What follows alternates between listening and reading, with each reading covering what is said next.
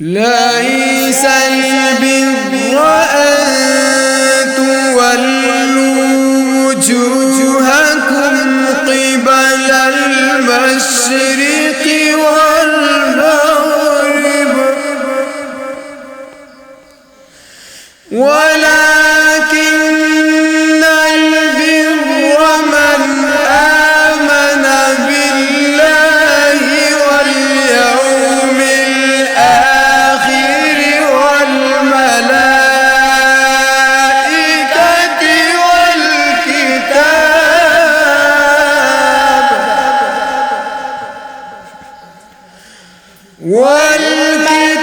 والكتاب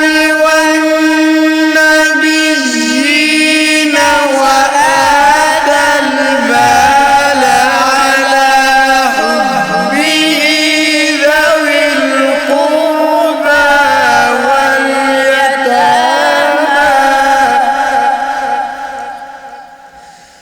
ذوي القربى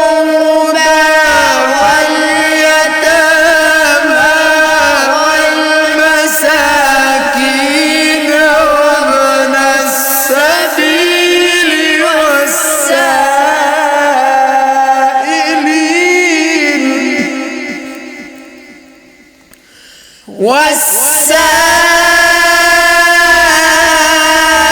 والسائلين وفي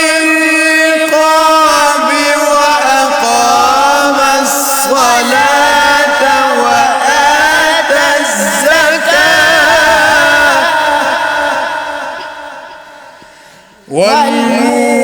والموفون بعهدهم إذا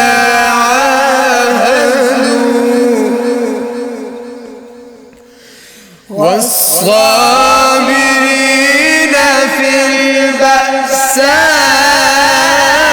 البأساء والضراء وحين البأس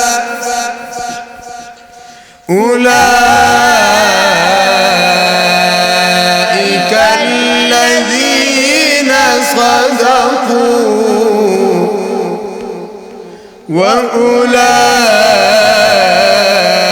وأولئك هم المتقون.